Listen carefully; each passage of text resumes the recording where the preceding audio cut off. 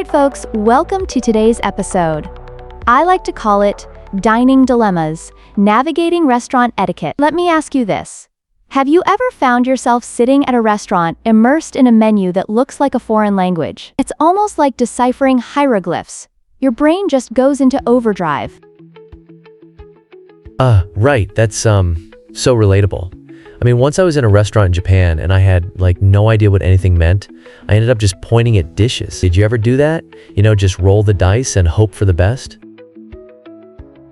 Exactly. And then you have that moment where you say, I'm still working on it, which is just a polite way of saying, I haven't the slightest idea what I want. Whew. It's like being in a hostage situation with a waiter, who, in our imagination, we can call Fabio, just standing there, waiting for you to decide. Haha, Fabio. What a classy name. But, what do you think makes waiters get impatient? How do they really feel when someone's taking forever to order? Oh, it's a real balancing act. Picture this. You've got multiple tables to serve, and you want everyone to be happy. So when a customer is dawdling and asking a million questions about Coke and fries, it can feel a bit like someone just stopped mid-race to tie their shoes. Ooh, yeah, that's such a good analogy.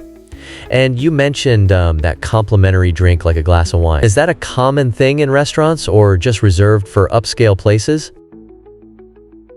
It's actually pretty common in many spots.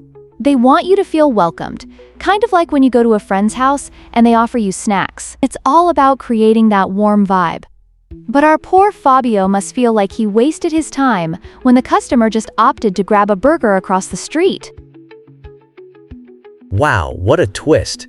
Can you, imagine just ditching the whole dining experience? How do waiters handle that? It seems so awkward. Oh, it can be really challenging. Just like any service role, they have to manage their emotions. It's like being a firefighter, dealing with stressful situations while learning to stay calm, even when the flames of frustration are rising. Haha, right? I feel like waiters must have wild stories. Seriously, they could write a whole book on the crazy things they've seen. Absolutely. The stories they could share would rival some bestsellers out there. From bizarre requests to peculiar customers, it's a treasure trove of humorous experiences.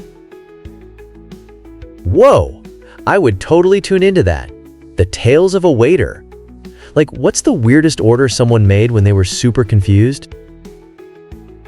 That's a fantastic idea.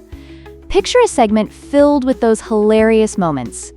But for now, let's refocus on today's topic. Remember, dining out is all about the experience, communication, and engaging with your server, much like you would with any other person.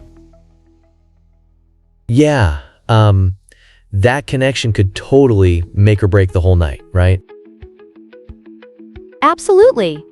So listen up, everyone. Next time you're at a restaurant feeling that pressure, remember to stay polite, take your time, and know that a little patience can lead to the best dining experiences. Totally.